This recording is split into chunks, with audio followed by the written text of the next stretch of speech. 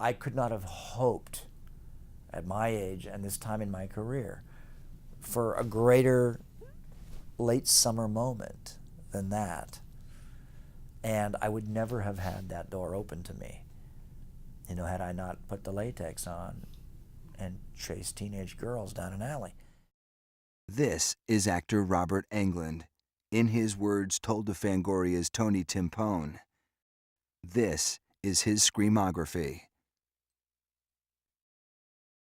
He is known to many by one name, a name that he was not born with, a name that is not legally his, but a name that evokes such terror that you can remember where you were the very first time you saw Freddy.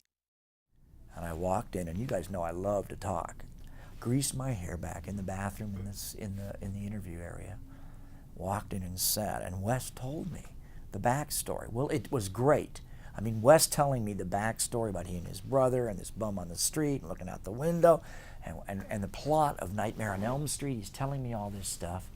And so I didn't have to act. I just kind of locked into Wes, and I just posed a little bit. I think I was wearing all black. This was, the 80s. We all wore all black in those days. It was very new wave.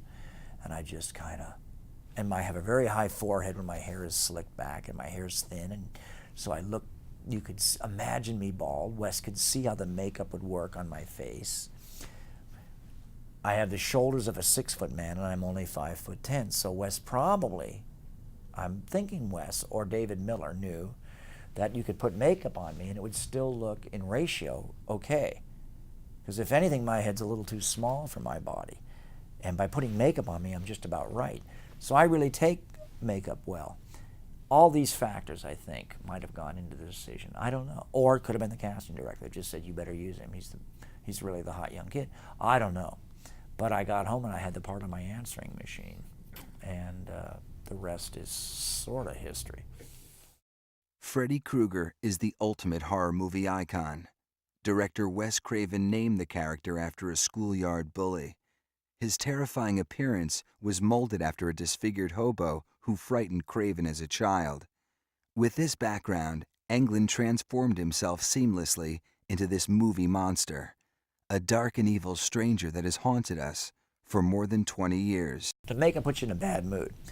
And about 2 hours into the makeup, 3 hours in the makeup, you're not afraid to say the F word in front of anybody that comes in. You're not afraid to take over your space. And you realize you can tell all of the dirty water cooler jokes and still be politically correct because you're Freddy Krueger, right? You can do that. You can get away with it. Look what you look like.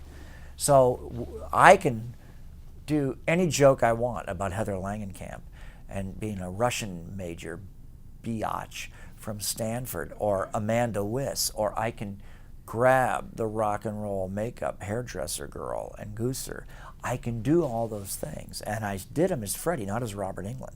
I might have had the impulse after 6 weeks of that horrible makeup to pinch the ass of the makeup girl as a male chauvinist pig, but as Freddy, I can get away with it. But how did Englund begin his journey? What led him to his place in the Horror Hall of Fame? I'd like to say that being a native Southern Californian and growing up Hollywood adjacent didn't affect me. I'd like to think that I kind of did it myself. And I did it without help, but I certainly did not do it without influence.